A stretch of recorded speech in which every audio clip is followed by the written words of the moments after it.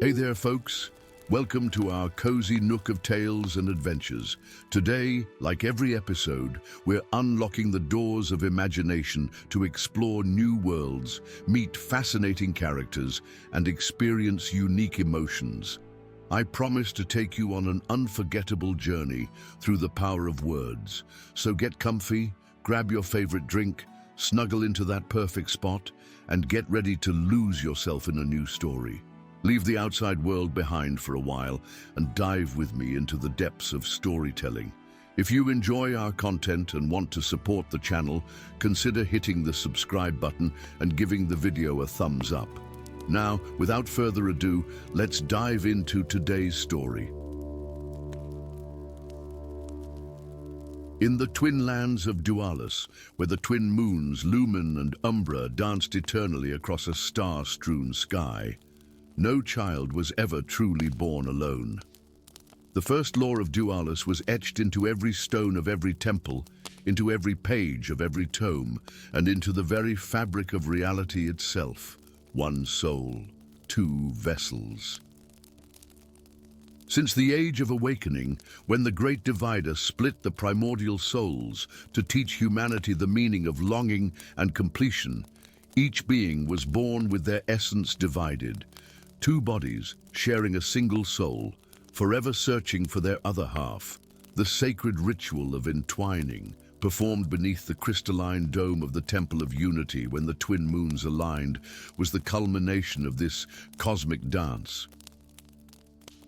Upon finding one's soulmate, one's literal other half, a pair would drink from the chalice of souls, an ancient vessel carved from the heart of the world tree and inlaid with arcane symbols that glowed with inner light. The ritual bound the halved souls in communion, not merging the bodies, but creating a perfect harmony that elevated both to their highest potential. But on the night of shattered glass, when the moons eclipsed each other for the first time in a millennium, catastrophe struck. A tremor shook the Temple of Unity. The chalice, raised high by High Priestess Elindra, slipped from her fingers and struck the alabaster floor. It did not break. No mortal hand could damage the divine artifact, but as the sacred waters within splashed upon the ground, they turned black as pitch, and those who had been waiting to be joined fell to their knees, clutching their chests in agony. "The chalice is corrupted," Elindra whispered in horror, her voice echoing through the now silent temple. "The entwining is broken." In the days that followed, a terrible affliction spread across Dualus. Those who had been joined began to drift apart, their connection weakening like a fraying thread. Those yet to find their other halves felt the pull growing fainter, the soul song that guided them becoming discordant. Worst of all were those who had been drinking from the chalice when it fell. They wandered the streets as hollow shells, their eyes vacant, their spirits untethered, becoming little more than shadows of themselves. The Council of Unifiers, keepers of the ancient traditions, gathered in their chamber of mirrors, where each reflection showed not one's own face, but the visage of one's soulmate. There, they summoned Alaric the Seeker. Alaric entered the chamber with measured steps, his weathered face impassive despite the hushed whispers that followed him. Tall and lean, with silver streaking his once raven hair, he was known throughout the Twin Lands as the man who had never found his other half. For 40 years, he had wandered the four corners of Dualus, following soul trails that always faded before he could reach their end. Some said he was cursed, others believed his other half had died at birth.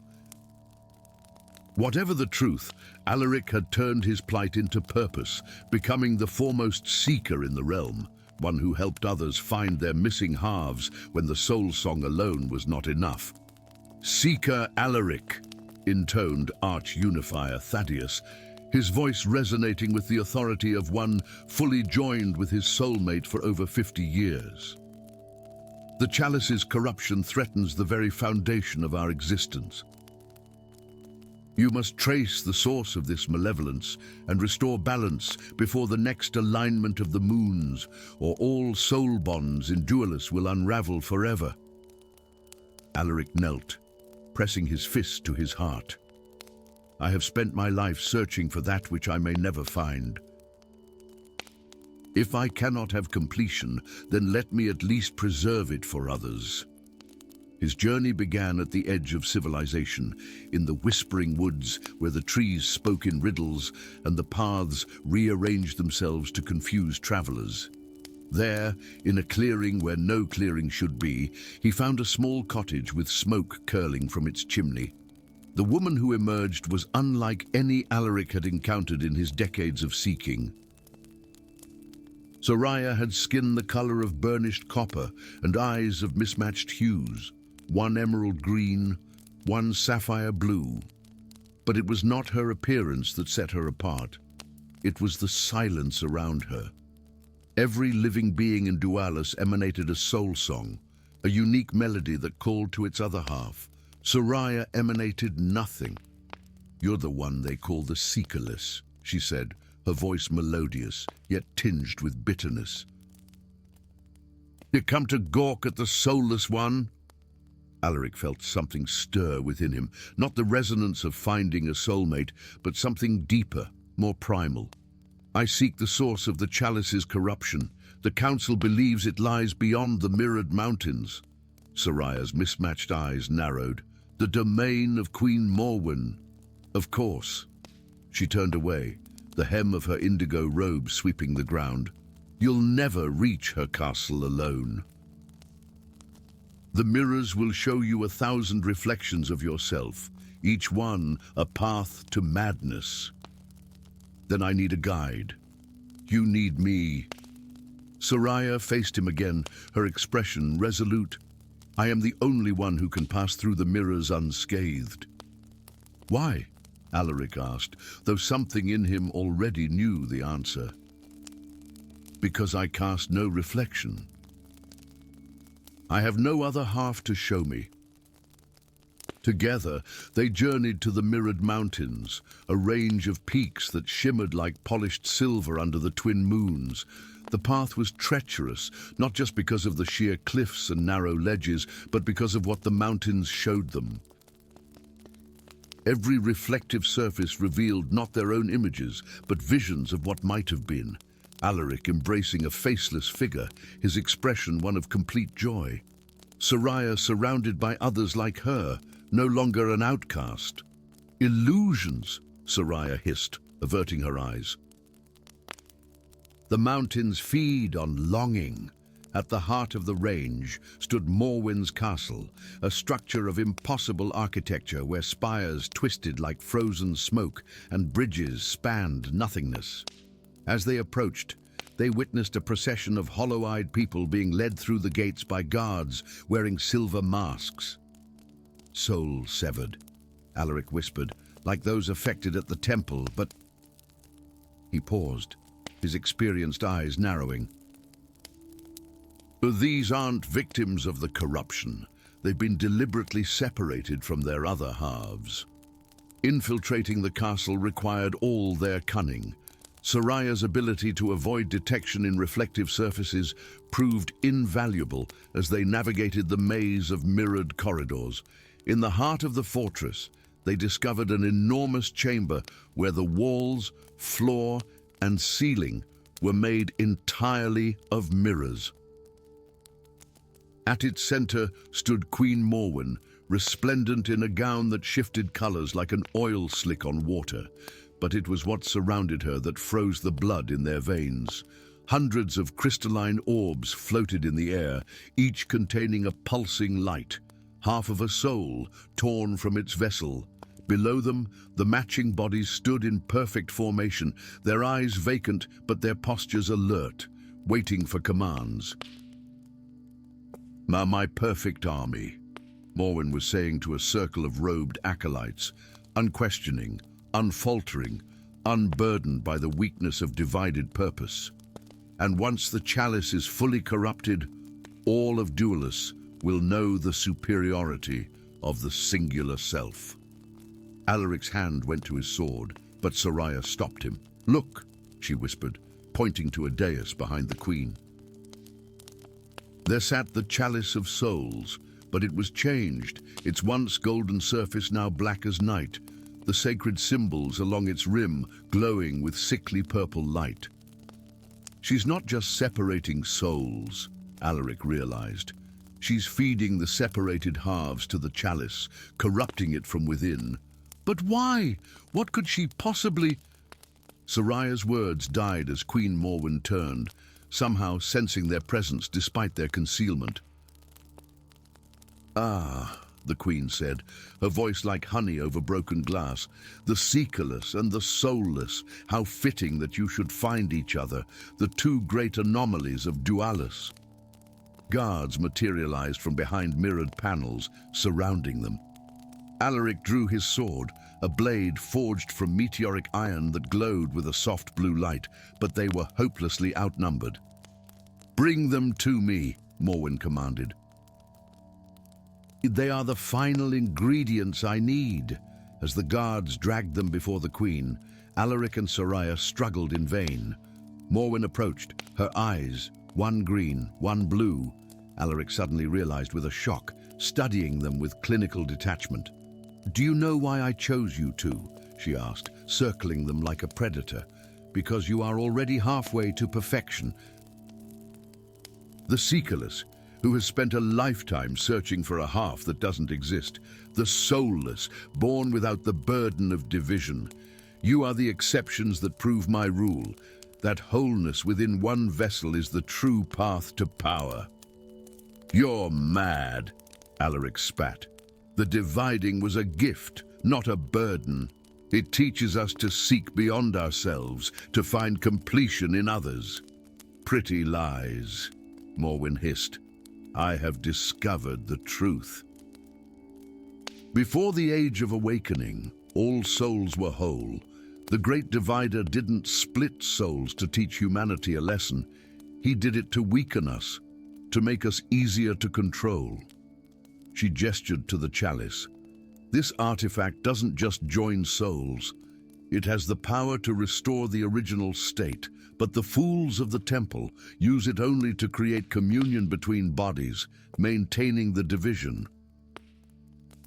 I will use it to create an army of whole souls in singular bodies, perfect beings with no divided loyalties." As she spoke, Alaric felt something stir within him, a resonance unlike anything he'd experienced. He glanced at Soraya and saw in her mismatched eyes the same realization dawning. "We're not anomalies," Soraya whispered. "We're the first. The first souls to resist division, to remain whole within a single vessel." Morwen's triumphant smile confirmed their suspicion. "Yes, and now you will help me complete the great reversal. Your blood, the blood of naturally whole souls, is the catalyst I need to transform the chalice into a tool of true unification." But as guards forced them toward an obsidian altar, something unexpected happened. When Alaric's hand brushed against Soraya's, a shockwave of energy pulsed through the chamber, shattering every mirrored surface. The crystalline orbs containing the half-souls trembled and cracked. "Impossible!" Morwen shrieked. "No two whole souls can touch without—" "We're not two whole souls," Alaric said, understanding flooding through him. "We're two halves of the same whole, but not divided as others are. We're divided within ourselves." With newfound purpose, they broke free from their captors and ran to the chalice. As their hands closed around its rim, the blackness began to recede, golden light spreading upward from their touch. "What are you doing?" Morwen screamed, lunging toward them. Soraya's voice was steady as she replied, "Restoring balance. The chalice wasn't meant to force souls together or keep them apart. It was meant to honor choice, the choice to seek communion or to find wholeness within. Together, they lifted the chalice high. The corrupted liquid within began to swirl, the sickly purple glow giving way to a radiant golden light. Above them, the crystalline orbs shattered completely, releasing the captured half-souls, which streaked through the air to reunite with their vessels. Queen Morwen fell to her knees, her power broken, as the very foundations of her castle began to crumble around them. In the chaos that followed, Alaric and Soraya escaped with the purified chalice. They returned to the Temple of Unity, where they revealed the truth they had discovered, that the ancient traditions had been incomplete. The Great Divider had indeed split most souls to teach humanity the value of connection, but some souls were meant to remain whole within a single vessel, not as aberrations, but as bridges between the divided and the divine. The ritual of entwining was reborn, expanded to honor both paths, the joining of divided souls and the recognition of those rare souls who found their division and harmony within themselves. Alaric and Soraya became the first unified guides, teaching others to listen not just for the soul song that called them to another, but also for the harmony that might exist within their own being. And in the twin lands of Dualis, a new first law was etched alongside the old: one soul, two vessels, or one vessel, two halves. The choice of harmony belongs to the soul alone. Story 2. The great celestial clock of Chronosia had marked the rhythm of existence for 1,000 years. Its massive gears of enchanted astrium and pendulums of liquid starlight pulsing with the very heartbeat of time itself. From the crystal spire at the center of the ancient city, it rose 500 feet into the sky, its face large enough to be seen from the farthest reaches of the valley, a perfect astronomical calendar that never faltered, never erred, holding the past, present, and future in delicate balance, until the night it broke. The centennial ritual of synchronization had drawn thousands to the grand plaza below the clock tower. Elian watched from his master's workshop balcony as the high chronologers ascended the spiral staircase in their midnight blue robes embroidered with constellations, carrying instruments of celestial calibration.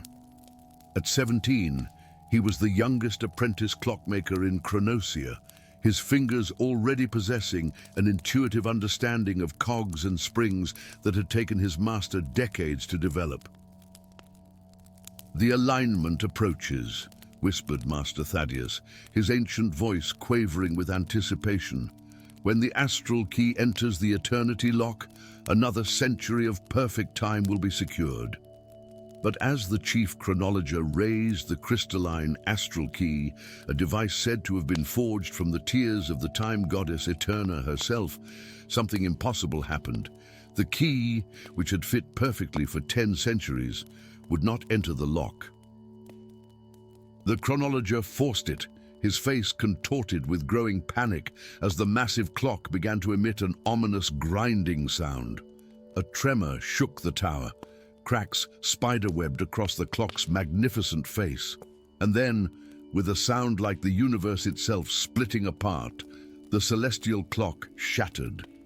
Elian remembered falling, a strange sensation of being everywhere and nowhere at once, the world around him fracturing into 1,000 realities.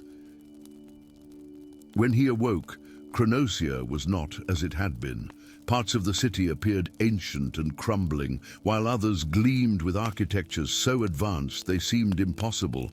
And between these fragments, shimmering veils of distortion hung in the air like tears in the fabric of reality. "Time has broken," Master Thaddeus said, his voice hollow with despair. But when he turned to face Elian, the young apprentice gasped. His master had aged decades in moments, his back now bent like a bow, his beard reaching his knees. The fragments are colliding. In the days that followed, chaos reigned. Entire districts of Chronosia vanished overnight, replaced by primeval forests or futuristic ruins. People who stepped through the shimmering veils emerged changed. Some aged to dust in seconds, others reverted to childhood, some never returned at all. Yet Elian discovered something extraordinary. He could pass through the temporal veils unharmed. More than that, he could sense them, see patterns in their shimmering surfaces that others could not perceive. "Why am I different?" he asked the withered husk that had once been his master. Thaddeus raised rheumy eyes. "Perhaps because you were born during the last synchronization. You exist between moments." That night, as Elian slept fitfully in the workshop, now half consumed by a strange metallic forest that had not existed the day before, a woman appeared in his dreams. Her hair flowed like liquid silver, her eyes holding the depth of countless millennia. "Find the fragments, Timewalker," she whispered, her voice resonating with the chime of perfect clock mechanisms. "I am Eterna, the Lady of Time, and you are more than you know. The celestial clock must be restored before the final hour, or all that was, is, and will be, shall collapse into the void." Elian awoke, clutching a small object, a gear made of astrium that seemed to shimmer within a light, its teeth perfectly meshing with nothing he had ever seen in his master's workshop. "A fragment of the clock," he breathed. With nothing but the mysterious gear, his clockmaker's tools, and the clothes on his back, Elian stepped through the nearest temporal veil, following an instinct he couldn't explain. The world shimmered around him, and he emerged in a chronosia he did not recognize, a city of impossibly tall spires connected by bridges of light, with vessels of gleaming metal gliding through the sky. "Another Timewalker?" said a voice behind him. Elian turned to find himself face to face with a woman whose armor seemed to be made of the same astrium as the clock fragment he carried. Her dark hair was shorn close to her scalp, and a luminous sigil pulsed at her temple. A sword of crystalline material hung at her hip, its edge glimmering with temporal energy. "I am Seraphina of the Chrono Guard," she said, her eyes narrowing. "Udran, you don't belong in this fragment. I'm searching for pieces of the celestial clock," Elian explained, showing her the gear. "I can move between the time fragments without harm." Seraphina's expression shifted from suspicion to guarded hope. "Then the prophecies were true. Come with me, quickly, before the Guardians' sentinels find us." She led him through the future Chronosia, a city both wondrous and terrible. Half of it lay in ruins, while the remaining structures pulsed with technologies beyond Elian's comprehension. The population was sparse, their faces haunted. "This is 300 years after your time," Seraphina explained as they entered a hidden chamber beneath what had once been the Grand Plaza. When the clock shattered, it wasn't just time that broke, it was the boundary between our realm and the void beyond, where the Guardians of Destiny dwell. Inside the chamber, a small group of people worked frantically around a partial reconstruction of what Elian recognized as the internal mechanism of the celestial clock. "The Guardians exist outside time," Seraphina continued. "They see all possible futures and choose which threads to cut, which to weave together. For millennia, they were content to observe and occasionally guide, but their queen, Moirai, grew ambitious. She sought to control not just the flow of destiny, but its very source." "And what is the source of destiny?" Elian asked. "The same as the source of time, the eternal moment, the singularity from which all possibilities flow." The ancestors of Chronosia knew this. They built the celestial clock not just to measure time, but to protect it. Understanding dawned on Elian. "The clock is a prison." Seraphina nodded grimly. "Moirai was imprisoned within the eternity lock 1,000 years ago. The breaking of the clock was no accident. It was her escape. Now her guardians walk among the time fragments, collecting the scattered pieces of the clock to ensure it can never be rebuilt, while Moirai devours entire timelines, growing stronger with each one that disappears into the void. Over the next weeks, though time had little meaning as Elian jumped between fragments, he and Seraphina collected the scattered pieces of the celestial clock. They traveled through a chronosphere of the distant past, where the city was nothing but a handful of wooden houses clustered around a sacred spring, through a fragment where the city had become a vast mechanical organism, its buildings pulsing like organs, through shards of might-have-beens and never-weres. They evaded the guardians, servants, faceless creatures that moved like quicksilver and could erase a person from existence with a touch, and battled those they couldn't avoid with Seraphina's temporal blade and Elian's growing ability to manipulate the veils between fragments.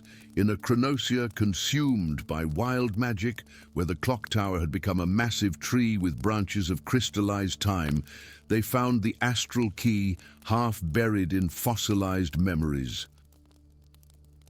In the ruined husk of a chronosphere devastated by temporal wars, they recovered the pendulum of ages from a vault that existed in 3 time periods simultaneously.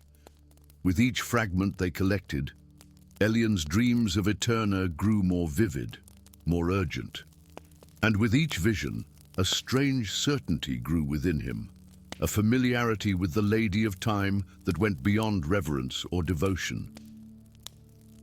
When at last they had gathered what they believed to be all the fragments, they returned to Seraphina's time, to the hidden chamber beneath the plaza. But as they assembled the reconstructed clock, they discovered a critical piece was missing: the eternity lock itself. "Without it, we cannot seal Moirai away again," Seraphina said, despair creeping into her voice for the first time. And it was the first thing her guardians would have secured. That night, Eterna came to Elian's dreams one last time. But now he saw her clearly, not just the goddess of time, but a woman weary from an endless battle, her eyes carrying the same determination he had come to recognize in Seraphina's. "The lock is where it has always been, my son," Eterna said, touching his chest. "I'm within you." Elian woke with a start, his heart pounding with impossible knowledge. "I know where the eternity lock is," he told Seraphina, "and I know what I am." He explained his revelation. He had not been born during the last synchronization by chance. He was the son of Eterna herself, conceived in a future that had not yet come to pass, a living paradox, a fragment of time given flesh, created to be the perfect vessel for the eternity lock. "She hid it inside me," Elian said, "a living lock that Moirai would never think to search for." The final confrontation came at the shattered remains of the clock tower, where the temporal distortions were strongest. Moirai herself appeared, a being of terrible beauty, her form constantly shifting between a woman of ageless grace and a vortex of consuming darkness. "The Timewalker," she hissed, her voice echoing from everywhere and nowhere. But the goddess's last desperate gambit. Her guardians surrounded them, tall, elegant beings with eyes like dying stars, wielding weapons that could cut through the fabric of reality itself. "You cannot stop what has already happened," Moirai said. "The clock is broken. Time is mine to reshape as I will." "Time belongs to no one," Elian replied, stepping forward. "Not even to those who guard it." As the Guardians attacked, Seraphina's chrono guard erupted from temporal veils all around the plaza, engaging the enemy in a battle that flowed backward and forward through seconds, minutes, hours, combatants aging and de-aging, movements blurring as they fought across multiple moments simultaneously.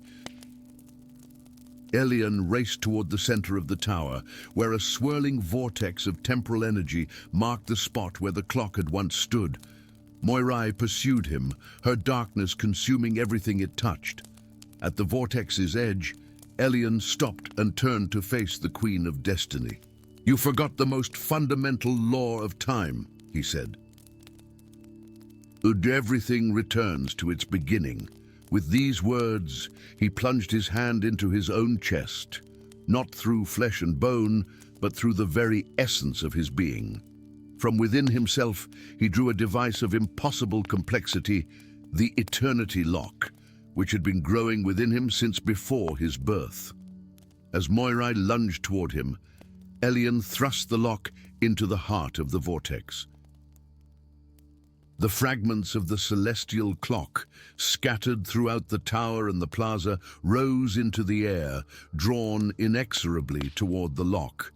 They assembled themselves around it, gears meshing with perfect precision, pendulums finding their rhythm, the great face reforming from shards of possibility. "No!" Moirai screamed, her form beginning to dissipate. "Indeed, I will not be bound again." But the clock was already complete, its mighty mechanism turning once more. The temporal veils throughout Chronosia began to mend, fragments of time flowing back into their proper courses. Moirai was drawn inexorably into the Eternity Lock, her power becoming the very force that would keep the clock running for another 1,000 years. Her guardians, cut off from their queen, fled back to the void beyond. As the last echoes of broken time faded, Elian found himself standing beside the fully restored celestial clock, its majesty even greater than before. Seraphina approached, her armor gleaming in the light of the new dawn. "It's done," she said softly. "The timelines are stabilizing," but Elian felt a strange sensation, a pulling from within. Looking down at his hands, he saw they had begun to glow with the same light as the clock's mechanism. Being called, he realized. The lock needs a guardian, one who exists within time, not beyond it. Seraphina's eyes filled with understanding. "You're becoming the new guardian of time." "Not just a guardian," came a voice like the chiming of perfect hours. Eterna stepped from within the clock, her form now solid and real. "A keeper of balance, ensuring neither order nor chaos gains the upper hand."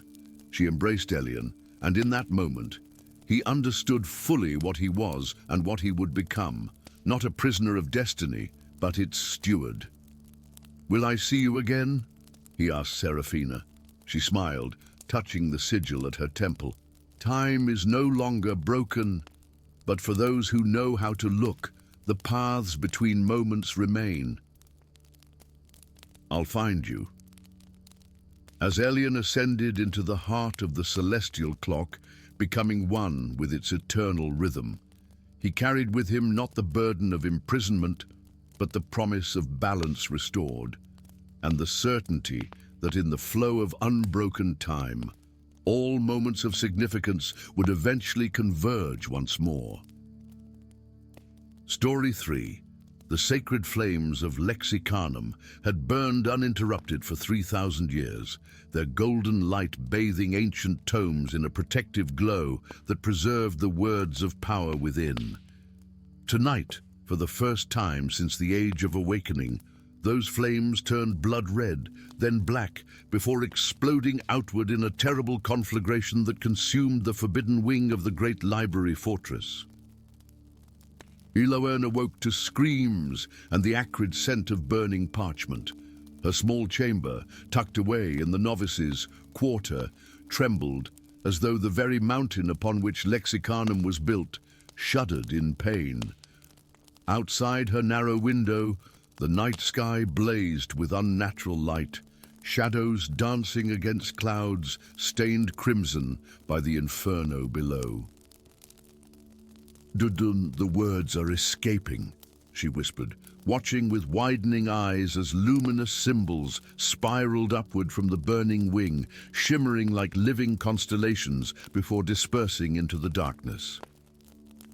Unlike the other apprentices of the Order of Syllables, Elowen had always been a disappointment. While her peers could memorize entire volumes of sacred text, reciting the dormant words of power with perfect precision, Elowen struggled to retain even the simplest passages. Her mind, the masters said, was like a sieve. Words simply flowed through, leaving nothing behind. What the masters didn't know, what Elowen had kept secret for fear of being expelled, was that she saw the words differently. To her, they weren't fixed marks on parchment, but living things, glowing entities that drifted through the air, changing shape and color according to their meaning and power. She couldn't memorize them because they never stayed the same in her vision. As chaos erupted throughout Lexicanum, with word-bearers rushing to contain the disaster, Elowen grabbed her meager possessions, a small notebook filled with her own strange notations, a silver stylus given to her by her mother before she was sent to the Order, and a threadbare cloak, and slipped into the corridor. The great hall of Lexicanum, normally a cathedral of hushed reverence, had transformed into a battlefield. Words of power, freed from their bindings, whirled through the air like predatory birds, occasionally colliding with devastating effect. A word of fire merged with a word of wind, creating a cyclone of flame that devoured an entire reading alcove before a senior word-bearer could speak the countervailing word of stillness. Elowen pressed herself against a wall, watching in horrified fascination. The words in the air glowed with vibrant auras she had never seen before, no longer dormant sigils, but awakened forces of creation and destruction. And amid the chaos, she noticed something odd.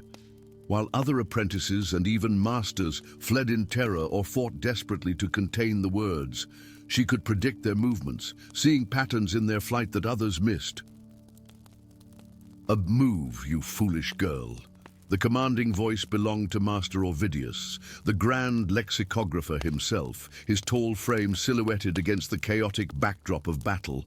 His usually immaculate silver robes were singed and torn, his ancient face lined with desperate concentration.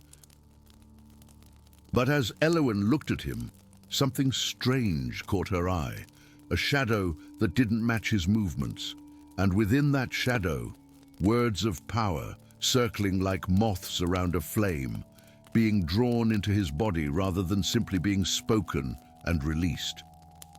Before she could make sense of what she was seeing, a commotion from the main entrance drew her attention. A figure darted through the massive doorway, not a member of the Order, but an intruder. Tall and lithe, dressed entirely in black, he moved with the practiced grace of a predator, effortlessly avoiding the chaos of battle as he made his way deeper into the library. "Thief!" shouted one of the guards, lunging at the intruder with a blade inscribed with words of binding. The dark-clad man turned, revealing a face half hidden by a scarf, only his eyes visible, sharp, intelligent, and oddly mismatched. One blue as a summer sky, one green as the deepest forest. With a gesture so quick it was nearly invisible, he flicked something from his fingers, a word that Elowen saw gleaming silver in the air, forming the concept of confusion before it struck the guard, who immediately began attacking one of his own colleagues. Taking advantage of the distraction, Elowen followed the thief. If the masters were too busy fighting the chaos, perhaps this stranger knew something about what was happening and why the words had suddenly awakened. The thief moved purposefully toward the smoldering remains of the Forbidden Wing, seemingly untroubled by the smoke and intense heat that kept even the bravest word-bearers at bay. Elowen hung back, watching as he knelt before the ruined entrance and removed something from a pouch at his belt, a small book bound in what appeared to be metal. Its surface etched with words so complex they made her eyes water, just looking at them. Opening the book, he began to draw the escaping words into its pages, not by speaking counterspells as the masters did, but simply by opening the book in their path. The words, glowing ever brighter in Elowen's vision, spiraled into the book's pages like water down a drain. "That's quite enough, book thief," came Master Ovidius's voice from behind them. The Grand Lexicographer stood with his arms outstretched, words of power orbiting his body like moons around a planet. "I don't know how you breached our defenses, but you will surrender that tome and submit to judgment." The thief rose slowly, closing the metal book with a snap that seemed to reverberate with more force than it should have. "Grand Lexicographer," he said, his voice surprisingly melodious, "your hospitality leaves much to be desired. Especially considering I'm here to prevent your folly from unraveling reality itself." "Silence!" Ovidius's voice cracked like thunder, and a word of dominance leapt from his lips, streaking toward the thief like an arrow of golden light. But the stranger merely stepped aside, and the word, which should have unerringly struck its target, passed harmlessly by. "Your words have no power over me," he said. "And I've spent too long in the spaces between meanings to be bound by your limited understanding." Elowen, forgotten in the confrontation between these two powers, saw something astonishing. The words, circling Ovidius, weren't simply being channeled as she had first thought. They were being absorbed. With each moment, more of the escaped words spiraled into his flesh, and his shadow grew more substantial, more wrong, as though another being were gradually taking shape within him. "Master Ovidius," she called out, surprising herself with her boldness. "What are you doing with the words?" Both men turned to her, seemingly noticing her for the first time. The thief's mismatched eyes widened slightly, taking in her novice robes and the silver stylus clutched in her hand. "Ah, the failure," Ovidius said dismissively. "Go back to your quarters, girl. This is no concern of one who cannot even memorize the simplest canticles." But the thief was looking at her with growing interest. "You can see them, can't you?" he asked. "He'd not just read them, but see them for what they truly are." Elowen nodded hesitantly. "They're alive, they move, change shape. That's why I can't memorize them. They're never the same twice." The thief smiled beneath his scarf. "A true Word-Seer. I thought your kind extinct." He turned back to Ovidius, his voice hardening. "You've been consuming the words to transform yourself into the living book, haven't you? Against every oath of your order." Ovidius's face contorted with rage, and something else, a rippling beneath his skin as though something were trying to push its way out. "The words are wasted on parchment and ink. They were meant to be embodied, to reshape reality directly. Once I have absorbed enough of them, I will rewrite the world as it should be." "Ah, you fool," the thief spat. The words weren't divided and bound into books as a punishment or limitation. It was to protect reality itself. No single vessel can contain their collective power without fracturing. As if in response to this declaration, cracks appeared in the air around Ovidius, thin lines of absolute darkness that spread outward like a shattered mirror. Through these cracks, Elowen glimpsed nothing. Not darkness, but the complete absence of existence. The thief turned to her urgently. "Word-Seer, you must speak the primordial word to bind him before he tears reality apart." "But I don't know any primordial words," Elowen protested. "I can't even remember the basic canticles." "You don't need to remember it, you need to see it." He pressed the metal book into her hands. "All words come from one source. Look beyond their forms to what connects them. Find the word that is the mother of all words." Ovidius lunged toward them, but his movement was awkward, as though his body no longer obeyed natural laws. "She is nothing, a failed novice." Elowen opened the metal book, and the words captured within sprang to life before her eyes, swirling in patterns more complex than anything she had ever seen. But now, looking with the thief's guidance, she began to discern something new, not just the individual words, but the connections between them, the grammar of reality itself, and at the center of it all, a single word of impossible simplicity and boundless complexity simultaneously.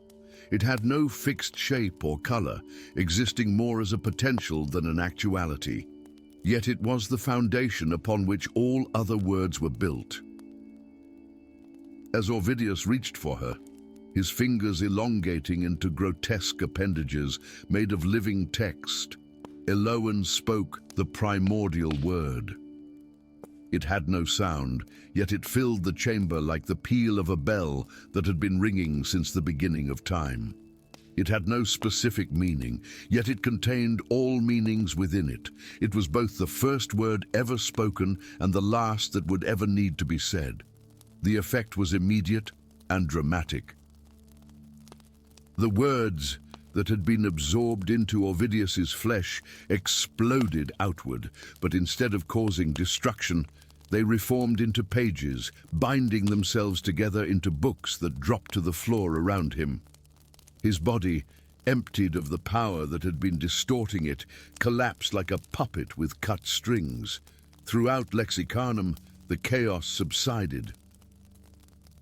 Escaped words returned to their proper places in restored tomes. The fires extinguished themselves, and the cracks in reality sealed as though they had never been. In the sudden silence, the thief, or whatever he truly was, regarded Elowen with newfound respect. "Do you understand what you are now, Word-Seer?" Elowen looked down at the primordial word, still glowing softly between her hands, neither fully formed nor entirely abstract. "I'm the last word-bearer," she said softly, "not because I can memorize the words, but because I can see what they truly are and speak them back to themselves." He nodded, unwinding the scarf to reveal a face marked with glyphs that shifted constantly across his skin. The Order has forgotten the true purpose of Lexicanum. It was never meant to simply preserve the words, but to understand the language of creation itself. "And Ovidius?" she asked, looking at the fallen grand lexicographer. "He sought power without understanding.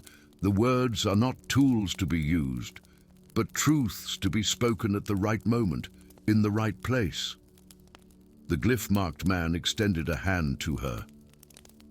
"There is much to repair, both here and in other places where words have been misused. Will you come with me, last word-bearer, and learn what your gift truly means?" Elowen looked around at the library fortress that had been her home for years, where she had never belonged, never been understood. Then she looked at the primordial word still hovering between her hands, waiting to be shaped into whatever truth needed speaking next.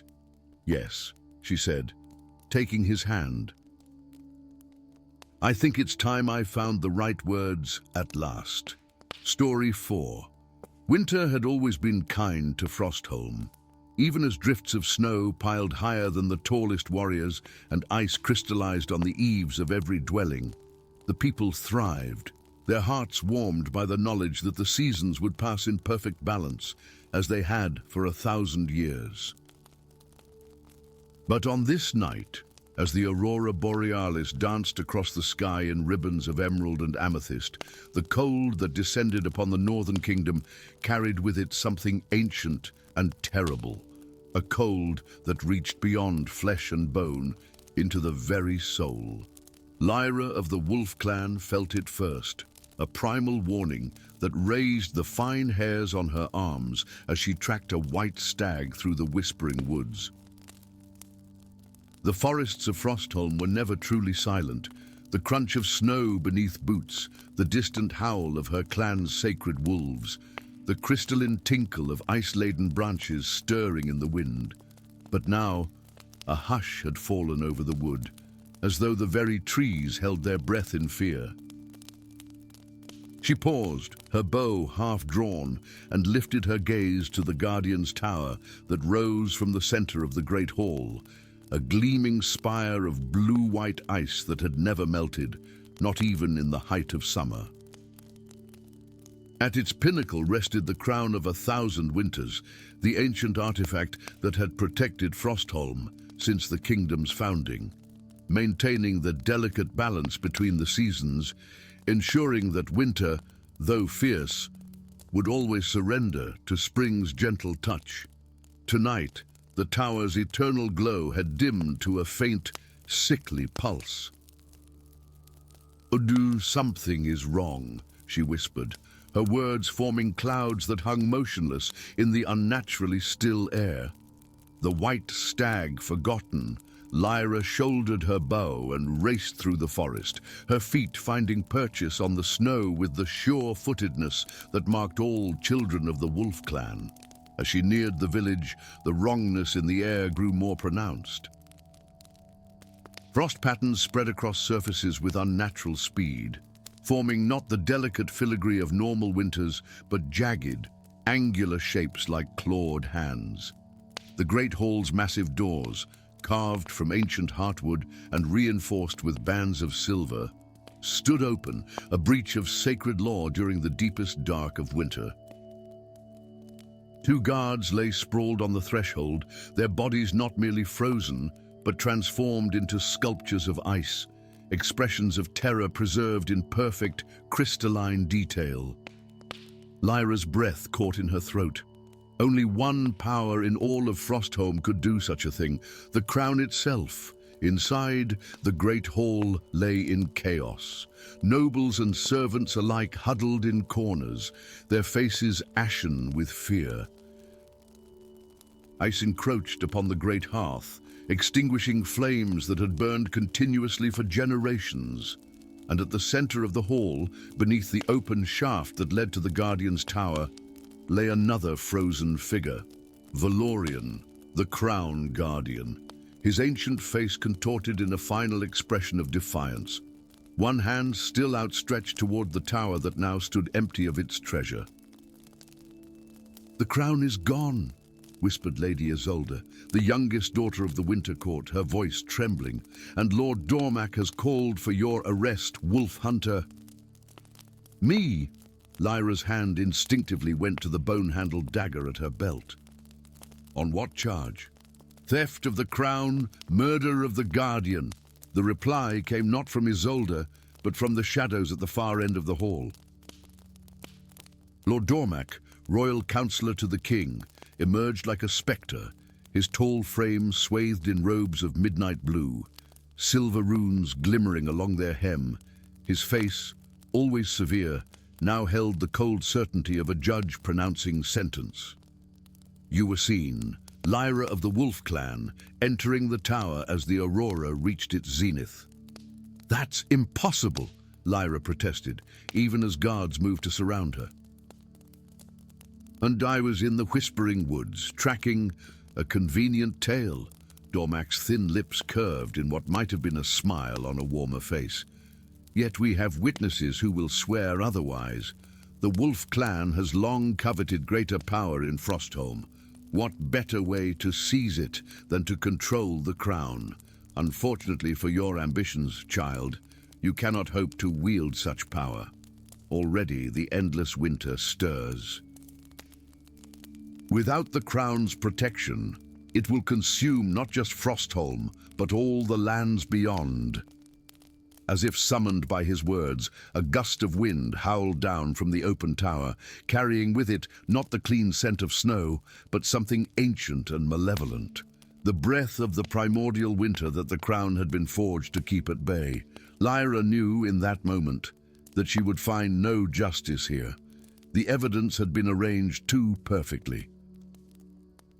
With the grace and speed that made the Wolf Clan legendary hunters, she ducked beneath the guards' reaching arms and fled back into the night, the cries of "traitor" and "thief" echoing behind her. For 3 days and nights, she moved through the deepening winter, staying ahead of the search parties by using the secret paths known only to her clan. But even a wolf hunter could not outrun the unnatural cold that spread outward from Frostholm. Each morning, the frost reached further, freezing rivers solid and encasing entire villages in sheets of ice. Birds fell from the sky, their wings too brittle to carry them. Wolves howled in confusion and fear as their prey vanished beneath the unyielding white. On the 4th night, as Lyra huddled in the hollow of a great oak at the edge of the whispering woods, a figure emerged from the swirling snow. A man draped in robes the color of a summer sky, his white hair and beard flowing in the wind, his eyes holding the deep blue of glacial ice. "Well met, daughter of wolves," he said, his voice surprisingly melodious for one so ancient in appearance. "Oh, I've been searching for you." Lyra knocked an arrow to her bow in one fluid motion.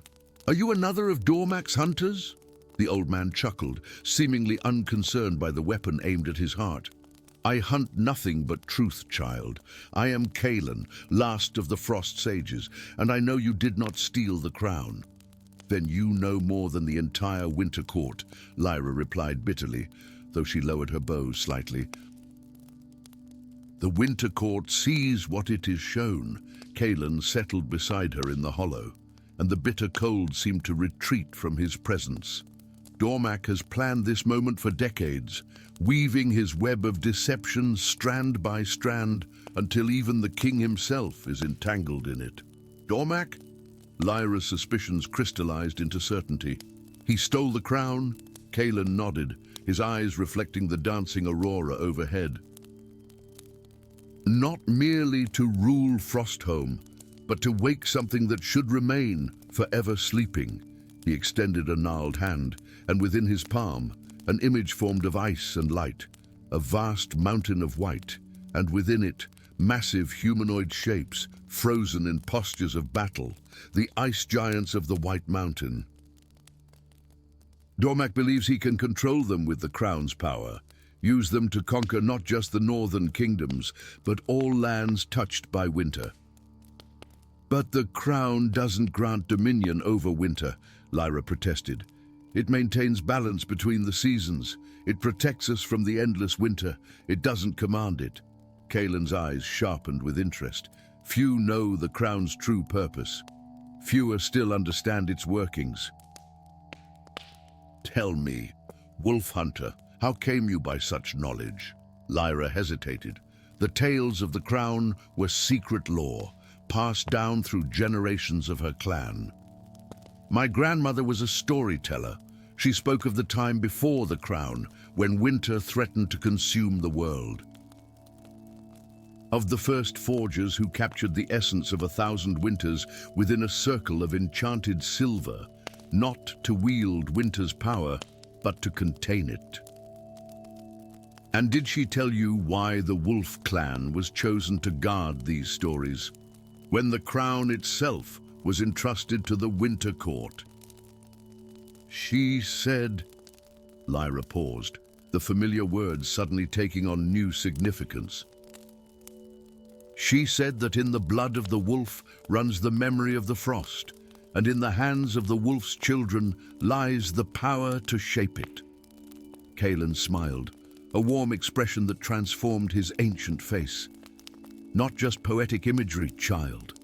The first forgers were your ancestors. The skill to create and command the crown flows in your veins." Understanding dawned like the first light of spring after the longest night. "That's why Dormak framed me. He knows. He suspects, which is why we must act quickly." Kaelin rose, suddenly urgent. The crown was not made merely to hold back winter, but to awaken the elemental guardians who sleep beneath Frostholm, beings of fire, earth, air, and water, who alone can stand against the ice giants. Dormak will use the crown at the White Mountain when the aurora reaches its zenith again, 3 nights hence. 3 days of hard travel brought them to the White Mountain, a colossal peak of pure ice that rose from the northern plains like a titan's spear thrust into the heart of the sky. The unnatural winter had reached its apex here. The very air seemed solid with cold, each breath a struggle against invisible knives. They found Dormac at the mountain's heart, in a vast chamber of ice, where the crown of 1,000 winters, a delicate circlet of silver set with crystalline shards that contained the essence of winter itself, rested upon an altar of ancient ice. Around the chamber, massive figures towered, the ice giants, frozen for millennia but now stirring, frost falling from their colossal forms as the crown's power called them back to life. You're too late, Wolf Hunter," Dormac called, his voice echoing in the cavernous space. Gone was the measured tone of the royal counselor. Power had stripped away his mask, revealing the fanatic beneath. "The giants awaken to my command. With them I shall forge an empire of eternal winter with Frostholm at its heart." "You fool," Kalen replied, his voice carrying the weight of centuries. "The crown cannot command the giants. It can only contain the winter they bring. You will lose control the moment they fully awaken." As if to confirm his words, cracks appeared across the surface of the nearest giant, and a sound like breaking glaciers filled the chamber.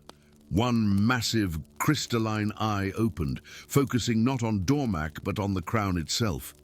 Dormac faltered, doubt crossing his face for the first time. "No, they will obey me. I hold winter's power in my hands." "The crown was never about power over others," Lyra said, stepping forward. The cold seemed to part before her, recognition passing between her blood and the ancient artifact.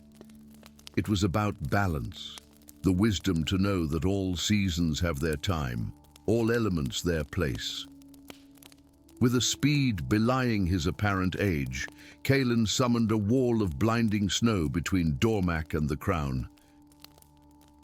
Lyra lunged forward, her hands closing around the silver circlet, just as the first ice giant broke free from its prison with a roar that shook the mountain to its foundations. The moment her fingers touched the crown, knowledge flooded through Lyra, not just of winter's might, but of its necessity, its beauty, its place in the eternal cycle.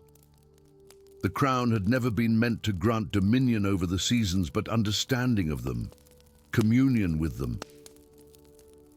As Dormac shouted in rage and the giants advanced, Lyra placed the crown upon her head.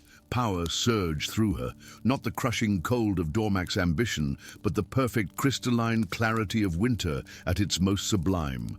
The chamber filled with light, not the harsh glare of ice, but the gentle radiance of the aurora, the promise of light even in darkness. From the depths of the mountain, new figures emerged, beings of living flame, flowing water, solid stone, and swirling air, awakened from their ancient slumber by the crown's true purpose. The elemental guardians, called to restore balance when winter threatened to overstep its bounds. The crown of 1,000 winters was never just about holding back the cold, Lyra said, her voice carrying the wisdom of her ancestors. It was about ensuring that all elements have their voice, that no single force may dominate the world. As the Guardians engaged the ice giants in a battle that would reshape the very mountain, Lyra turned to Dormac, who cowered now before the unleashed forces of nature. "Winter will always yield to spring," she said, "just as ambition must yield to wisdom. That is the true lesson of the crown." And as the aurora reached its zenith above the White Mountain, Lyra of the Wolf Clan, last of the Crown Forgers, called upon her birthright to restore the balance that had protected Frostholm for 1,000 years, and would protect it for 1,000 more. Story 5. The eternal flames of Lumeria had burned for 10,000 years, 7 great pyres arranged in a perfect arc across the kingdom's highest peaks, their light a constant guardian against the encroaching darkness. From any point in the valley below, at least 3 flames were always visible, their golden crimson glow a reminder that light would forever hold dominion over shadow in these blessed lands. Until the night the western flame flickered and died. Thaylen noticed it first, not because he was particularly observant, but because fire had always spoken to him in ways he couldn't explain. Even as he hammered incandescent metal in his master's forge, sweat streaming down his soot-stained face, he felt the disturbance, a sudden emptiness, as though a voice had fallen silent mid-song. His hammer paused mid-swing, hovering above the half-formed blade. "Oh, did you feel that?" he asked his master, the venerable Smith Gorwin. The old man grunted without looking up from his own work, hands gnarled but steady as they wrapped leather around a sword hilt. "Feel what, boy? The blisters you'll have if you don't finish that blade before sundown." Thaylen shook his head, setting down his hammer. The strange emptiness pulled at him, drawing his gaze to the small window that faced the western mountains. Where the eternal flame of Duskwatch Peak had burned since before the founding of Lumeria, there was only darkness. "The flame," he whispered. "The western flame is out." Gorwin's head snapped up, his expression transforming from irritation to alarm in an instant. He crossed the forge in 3 long strides, peering out the window with eyes that had seen 8 decades, yet remained sharp as the blades he forged. His weathered face went ashen. "It's impossible," he breathed. "The eternal flames cannot be extinguished. They are bound to the very soul of Lumeria." Yet the evidence stood before them, or rather, it didn't. Where the flame should have been, only empty night sky remained, stars glittering cold and distant above the darkened peak. 3 days later, the second flame, the sentinel pyre of Eagle's Crest, winked out during a cloudless afternoon. Panic spread through Lumeria like wildfire. Ancient texts were consulted, oracles questioned, prayers offered to forgotten gods. For the eternal flames were more than symbolic. They were the kingdom's oldest and strongest protection against the Shadowkin, primordial entities of darkness that had nearly consumed the world during the Age of Night, before the first Fire Guardians had imprisoned them beyond the Veil of Light. If all 7 flames were extinguished, the ancient texts warned the veil would fall, the Shadowkin would return. By the time the 3rd flame faltered, the royal guard was pounding at Gorwin's door, not to seek the old smith's counsel, but to arrest his apprentice. "Thalon of Ashfield," proclaimed the captain, his armor gleaming unnaturally bright in the gloom that had settled over Lumeria. "By order of Prince Regent Mordrath, you are to be brought to the Citadel for questioning regarding the sabotage of the eternal flames." Thaylen stood frozen, hammer still in hand, unable to comprehend the accusation. Sabotage. "I've never even left the valley." But the guards weren't interested in protestations of innocence. They seized him roughly, binding his hands with cold iron shackles inscribed with runes that made his skin crawl, symbols that dampened magic, though Thalon had never shown any magical aptitude whatsoever. "Gorwin, tell them," he pleaded as they dragged him toward the door. "Tell them I was here when the flames went out." The old smith stood silent, his face a mask of conflicted emotions. Then, as Thaylen was pulled across the threshold, Gorwin pressed something into his bound hands, a small object wrapped in oiled cloth. "Your father wanted you to have this when the time came," the old man whispered. "I had hoped that time would never arrive." Before Thaylen could ask what he meant, Gorwin had always told him his parents had died in a border skirmish before he could walk. The guards jerked him away, marching him toward the waiting prison wagon.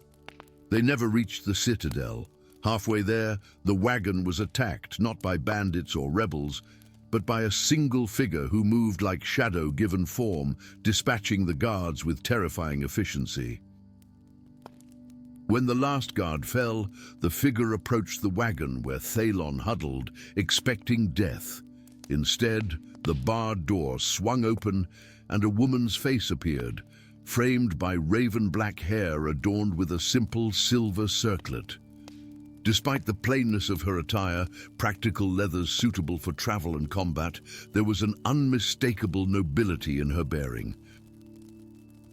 "Aye, quickly," she said, her voice carrying the refined accent of the royal court, though roughened by urgency. "More guards will come."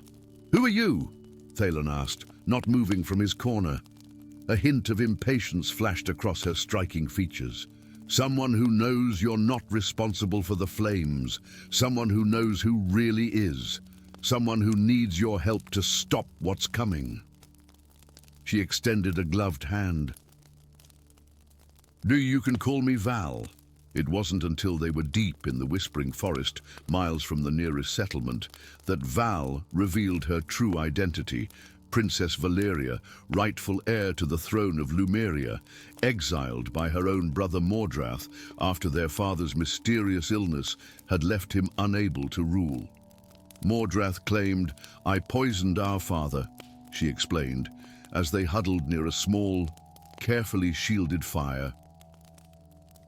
"The royal physicians were paid well to support his lie. I escaped before he could execute me for treason, but not before I discovered what he truly planned." Thalon, still struggling to comprehend how his life had unraveled so completely in a single day, clutched the bundle Gorwyn had given him. He had yet to unwrap it, fear and uncertainty staying his hands. "And what does any of this have to do with me?" he asked. "I'm just a blacksmith's apprentice. I've never even been beyond the valley." Valeria's gaze fell to the bundle in his hands. "Have you opened it yet?" When he shook his head, she nodded toward it. "Perhaps you should. It might answer your question better than I can." With trembling fingers, Thalon unwrapped the oiled cloth, revealing a medallion of strange metal that seemed to absorb and reflect firelight simultaneously. At its center was an emblem he recognized from the kingdom's oldest monuments, a stylized flame encircled by 7 stars. "The sigil of the Fire Guardians," Valeria said softly. "The original protectors of Lumeria, those who kindled the eternal flames and bound the Shadowkin beyond the veil. But they died out centuries ago," Thalon protested. "Everyone knows that. They didn't die out. They went into hiding, their bloodline preserved in secret through generations."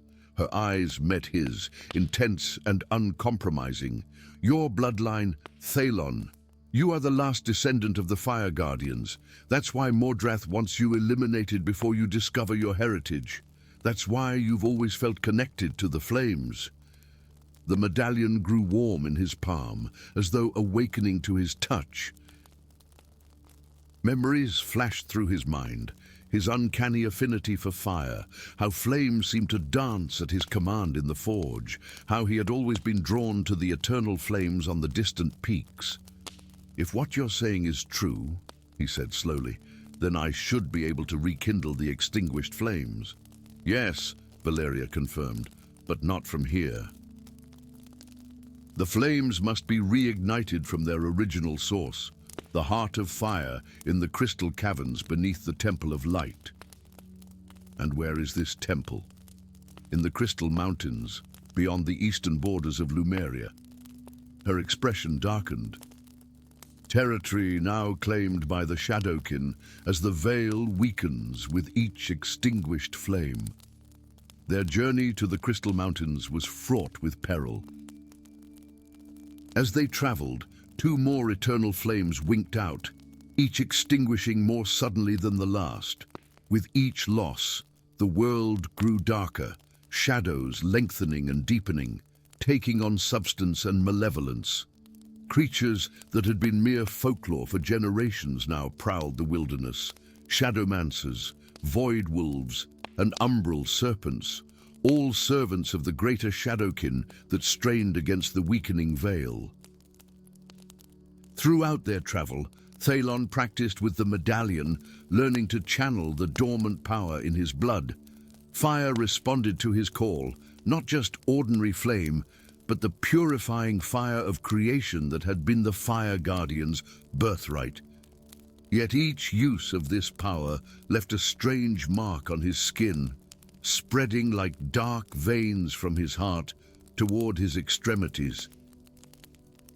"It wasn't supposed to manifest that way," Valeria said with concern as they made camp in the foothills of the Crystal Mountains. "The old texts speak of the Guardians, power as pure light." Thalon studied the dark patterns beneath his skin. "Perhaps I'm doing something wrong, or perhaps something was done to you." Her eyes were troubled. "Mordrath has been planning this for years.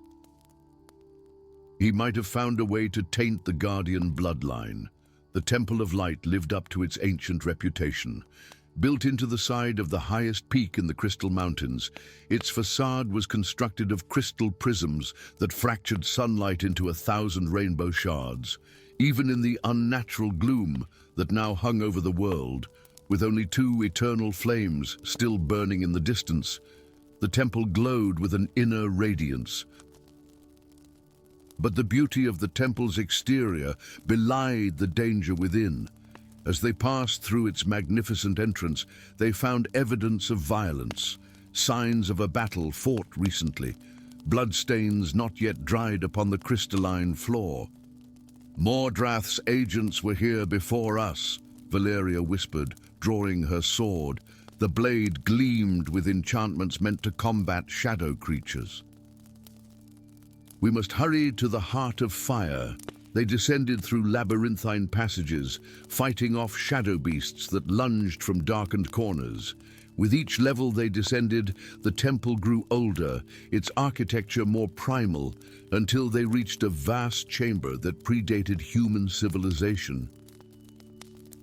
Here, crystals larger than houses jutted from floor and ceiling, their facets reflecting not light, but what appeared to be scenes from different times and places.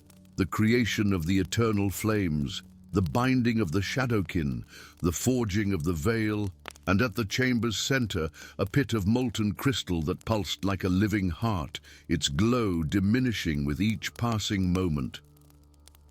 "The Heart of Fire," Valeria breathed. "It's failing. How touching," came a voice from the shadows. Prince Regent Mordrath stepped into view, his once handsome features now partly transformed, shadows writhing beneath his skin like living tattoos. The exiled princess and the blacksmith's apprentice come to save the kingdom. He was not alone. Around him materialized figures of pure darkness, vaguely humanoid but with elongated limbs and faces devoid of features save for glowing eyes. Shadowkin nobles, free from the veil as it continued to unravel. "You've made a pact with them," Valeria accused, raising her sword. "You're extinguishing the flames deliberately." Mordrath smiled, the expression grotesque on his half-transformed face. "I prefer to think of it as a mutually beneficial arrangement. They grant me power beyond mortal dreams. I grant them access to a world they've been denied for 10 millennia. His gaze shifted to Thalon. "Thanks to the curse I placed on the last Guardian bloodline at your birth." The dark veins beneath Thalon's skin pulsed in response, and understanding dawned. You cursed me to corrupt the Fire Guardian's power, a shadow seed planted in the heart of fire." Mordrath's voice carried genuine pride. "Elegant, wouldn't you say? The very power meant to imprison the Shadowkin instead becomes the key to their return." He extended a hand that now ended in taloned fingers. "Join us, nephew. Your father would have, had he lived long enough to see the truth, that light and shadow were never meant to be separated. The balance has been wrong for 10,000 years." "Nephew?" Thailand turned to Valeria in confusion. Pain and regret flashed across her features. "I'm sorry, Thailand. I didn't know how to tell you. Your father was our oldest brother, hidden away when his guardian bloodline manifested. Mordrath found him years later, and..." She couldn't finish. "And I eliminated a threat," Mordrath completed coldly. "Just as I'll eliminate you both if you refuse my generous offer." The heart of fire dimmed further as they spoke, and in the distance, the fifth eternal flame flickered out. Only two remained. The Shadowkin grew more solid with each passing moment, their forms coalescing from living darkness. Thailand felt the corruption in his blood spreading, drawn toward the surrounding shadows. Yet beneath it, something else stirred, a deeper fire, older and purer than the curse. The medallion at his chest grew hot, not with destructive heat, but with creative potential. "You're wrong about balance," Thailand said, stepping toward the heart of fire. It was never about separating light from shadow, but about harmony between them. Before Mordrath could stop him, Thailand plunged his hand into the molten crystal of the heart. Pain beyond imagining seared through him, the curse in his blood fighting against the primordial fire. But instead of resisting the darkness within him, Thailand embraced it, understanding flowing through him with sudden clarity. From the heart of fire rose a massive form, not of flame but of shadow outlined in fire. The great shadow dragon, Nocturne, last and greatest of the Shadowkin, yet crowned with a nimbus of purifying flame. "The true guardian returns," the dragon spoke, its voice resonating through mind rather than air. "Neither light nor shadow alone, but both in balance." Understanding transformed Thailand's pain into purpose. The Fire Guardians had never sought to destroy the Shadowkin, only to bring them into balance with the light. The eternal flames were not prisons, but regulators, maintaining harmony in a world that needed both creative light and transformative darkness. As this knowledge flowed through him, the corruption in Thailand's blood transformed, the dark veins becoming channels for both shadow and flame, intertwined in perfect symmetry. The medallion melted into his chest, becoming part of him. With a gesture born of instinct and ancient memory, Thailand called forth the essence of the heart of fire, directing its power outward to the 5 extinguished flames across Lumeria. One by one, they rekindled, not with the pure golden fire of before, but with a perfect fusion of light and shadow, flames that danced with both creative and destructive potential. Mordrath screamed in rage and lunged forward, but Nocturne interposed his massive form. Enough, child of ambition, the balance is restored." As the last eternal flame reignited, the veil transformed, not a barrier any longer, but a permeable membrane that allowed shadow and light to flow in natural cycles, neither dominating the other. Thailand turned to Valeria, his eyes now holding flecks of shadow amid their fiery glow. "The kingdom needs its true ruler restored as well." She nodded, understanding the symmetry. "And the flames need their guardian."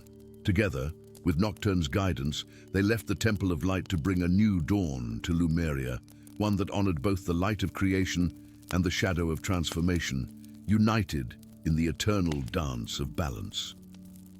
Story 6. The crystalline spires of Lumina caught the eternal daylight, fracturing it into 1,000 prismatic beams that danced across the marble streets. In the city's heart, beneath the radiant cathedral where light was worshipped as divine providence, a body lay sprawled on the immaculate steps. The victim's right arm and half his face had transmuted to something impossible, solid, writhing darkness that seemed to drink the surrounding light. The crowd that gathered whispered prayers to ward off contamination, for nothing from Umbra, the shadow realm, should exist here in the kingdom of eternal light. And the third this week, said Magister Luminoth, his golden robes gleaming as he paced around the corpse, and reports from beyond the Twilight border suggest similar abominations in Umbra, victims with limbs turned to solid light. Behind him, guards struggled with a chained prisoner whose wrists bore manacles crafted from both silver and obsidian. Atrox kept his mismatched eyes, one amber, one midnight blue, fixed on the corpse, ignoring the repulsed stares of the Lumina citizens. The half-breed exile had been rotting in the Prism Tower for 5 years, imprisoned for the crime of his birth. "I need his chains removed," Atrox said, his voice raspy from disuse. "Absolutely not," snapped Seraphina as she emerged from the cathedral's entrance, her white Inquisitor's uniform immaculate, her platinum hair pulled tight in a ceremonial braid. "The abomination stays bound," Magister Luminoth sighed. "Inquisitor Seraphina, the Council Radiant has made its decision. We need Atrox's unique perspective." "I've hunted worse criminals than your murderer," Atrox said, meeting Seraphina's ice-blue eyes. "But I can't track anything in chains." "Fine," Seraphina said through gritted teeth, producing an ornate key. "But know this, half-breed, attempt to flee, and the Lightbinders will reduce you to ash before you reach the Twilight border." As the manacles fell away, Atrox felt the familiar tingle of his dual nature awakening. He knelt beside the body, passing his right hand, wrapped in tendrils of shadow, over the darkened flesh of the victim. With his left hand, which glowed with subdued inner light, he traced the boundary where light met shadow on the dead man's face. "This isn't contamination," he murmured. "It's transformation. Deliberate, controlled. Your killer isn't just murdering. He's changing the very essence of his victims." "Impossible," Seraphina declared. "The sundering divided light from shadow for eternity. The gods decreed it so." Atrox smiled thinly. "And then perhaps your gods were wrong." 3 days later, Atrox and Seraphina stood at the Twilight border, that strange ribbon of perpetual dusk, where Lumina's endless day met Umbra's eternal night. The transition was jarring. On one side, crystal towers and golden fields.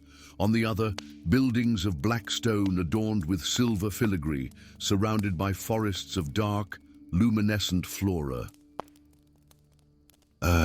"I never thought I'd return here," Atrox said, breathing deeply of the twilight air where neither realm dominated. "Focus on the investigation. Abomination," Seraphina said, though her voice lacked its earlier venom. The past days had forced her to acknowledge Atrox's tracking skills as they followed a trail of transmuted bodies across Lumina. A hooded figure approached from the Umbra side, Nyx, the Shadow Prelate, counterpart to Seraphina's position in Lumina. Her face remained concealed within her cowl, only pale lips visible as she spoke. "The Midnight Council sends greetings, Inquisitor."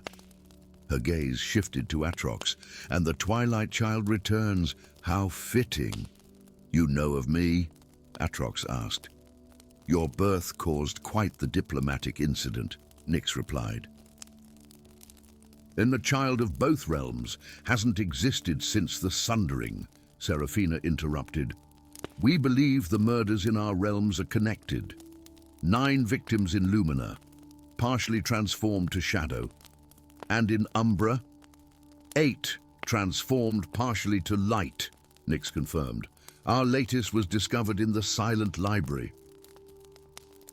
"I can take you there, though your presence in Umbra will not be welcomed, Inquisitor." "Nor yours in Lumina," Seraphina replied coldly. "Yet here we stand." The Silent Library of Umbra rose like a twisted cathedral of dark stone and silver, its spires reaching toward a starlit sky that never knew dawn. Inside, bioluminescent fungi provided gentle illumination that wouldn't damage the ancient tomes. The scent of parchment and shadow ink permeated the air.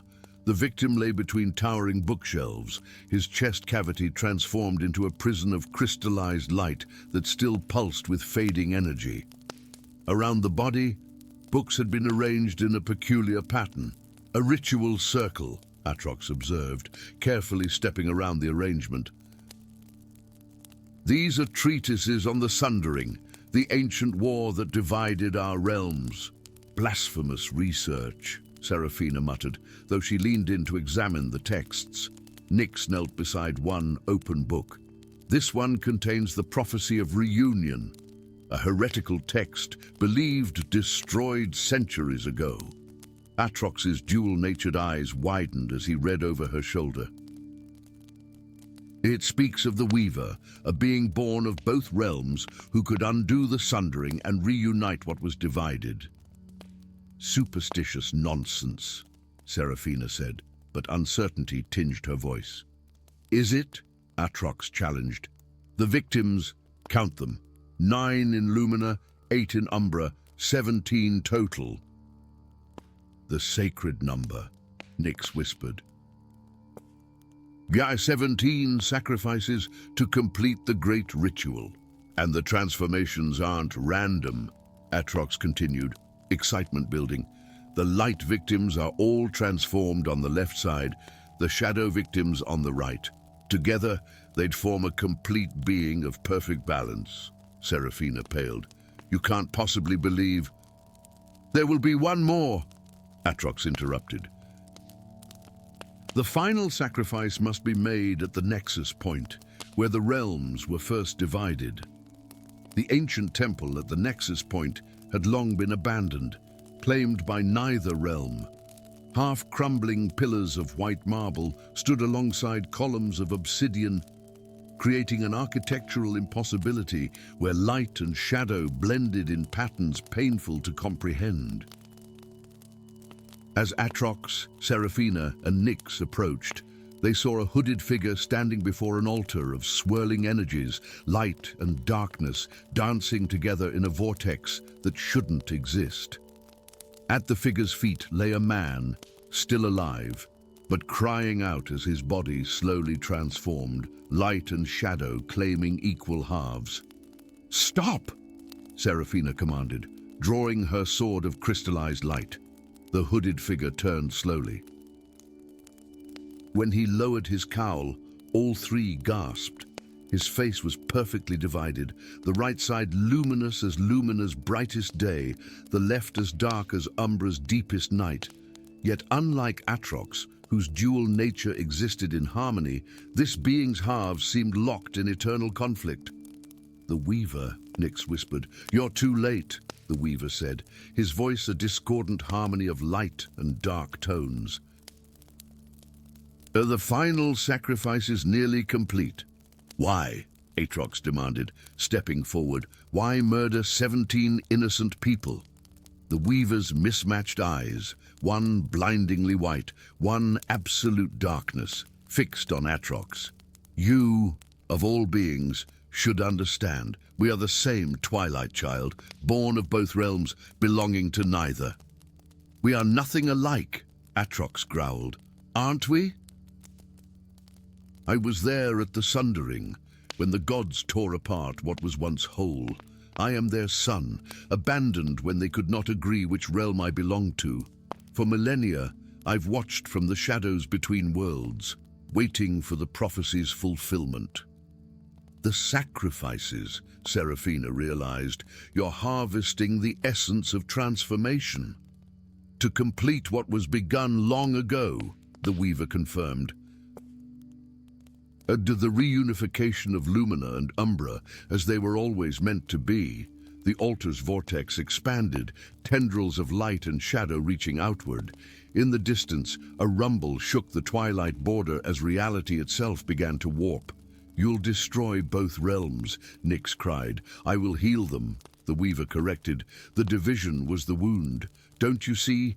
The murders in both realms, have they not forced cooperation between ancient enemies?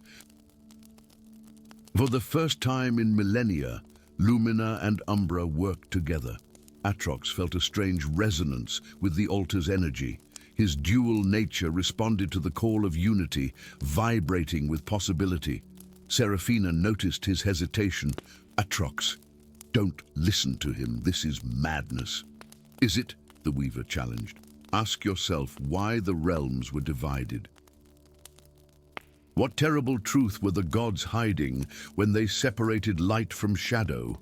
Behind them, the sounds of approaching armies echoed, the forces of Lumina and Umbra converging on the nexus point, sensing the disturbance in reality. "Join me, Twilight Child." The Weaver extended his hand, half radiant, half shadow. "Together, we can restore balance. Neither realm will dominate. Both will exist in harmony as they once did."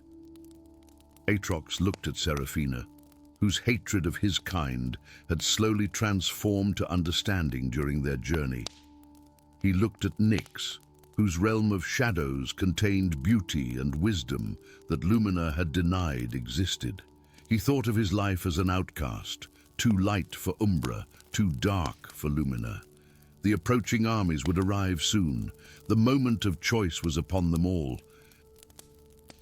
"Uduten, the division was never about good and evil," Atrox said quietly. "It was about fear, fear of what we might become together." Seraphina's sword lowered slightly. "What are you saying?" Atrox stepped toward the altar. "I'm saying perhaps it's time we found out." Behind them, the first soldiers of Lumina crested the hill, their armor gleaming, while Umbra's shadow-cloaked warriors emerged from the tree line. Two realms, forever divided, now witnessing the moment that would determine whether their worlds would remain sundered or finally, after millennia of separation, become whole once more. In the Prancing Pony Tavern, the storyteller paused, taking a long sip of ale as the patrons leaned forward in anticipation. "And what happened then?" a young traveler asked eagerly.